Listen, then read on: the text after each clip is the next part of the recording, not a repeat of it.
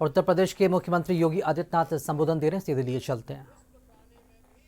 जिसकी बड़ी भूमिका होती है और उसी भूमिका के कारण आप सोचो ये हजारों लोग यहां पर बैठे हुए हैं, सब बच्चे बैठे हैं। भीषण शीतलहरी को देखते हुए हमने 1 तारीख तक स्कूल बंद कर दिए, 12वीं तक के स्कूल बंद कर दिए।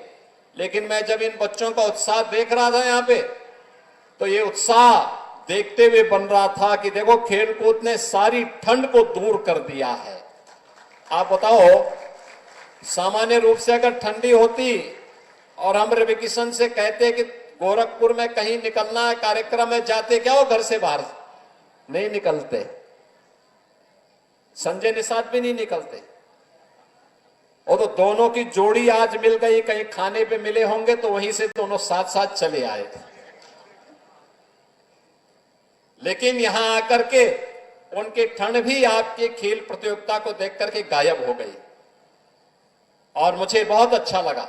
लेकिन अगली बार से ये प्रतियोगिता पहले नगरीय क्षेत्र में हम 2 स्तर पर करेंगे, स्कूल स्तर पर भी और वार्ड स्तर पर भी। स्कूली बच्चों के लिए, चाहे वह बेसिक के हों, माध्यमिक के हों या उच्च शिक्षा के या विश्वविद्यालय के, इनकी 3 चरणों में 3 प्रकार की प्रतियोगिताएं, बालक और बालिकाओं में अलग अलग खेल की प्रतियोगिताओं को तो हम संपन्न करेंगे ही, संपन्न करने के साथ वार्ड स्तर पर भी कामकाजी लोगों के लिए और जो अवकाश प्राप्त हो चुके हैं उनके लिए भी कुछ खेल की प्रतियोगिताओं को हम आयोजित करेंगे। पहले वार्ड स्तर पर, फिर महानगर के 4 से 6 अलग अलग छोटे छोटे उपनगर बना करके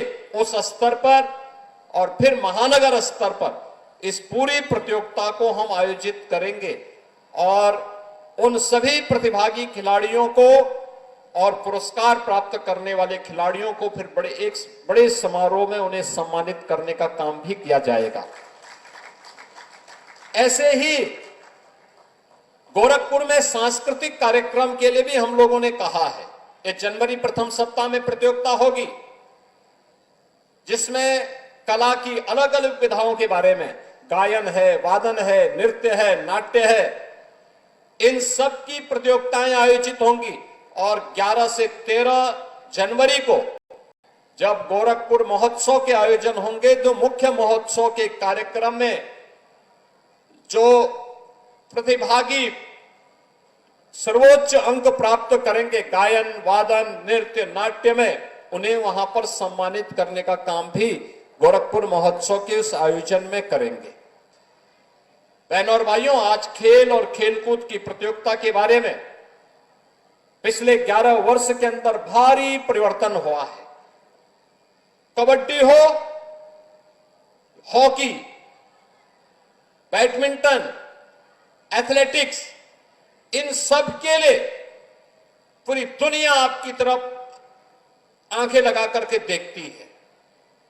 ओलंपिक हो, एशियाड हो, कॉमनवेल्थ हो, वर्ल्ड चैंपियनशिप हो, इन सभी खेलकूद की प्रतियोगिताओं में इन प्रतिस्पर्धाओं की एक नई मांग और एक नई प्रतिस्पर्धा यहां पर खड़ी हो चुकी है।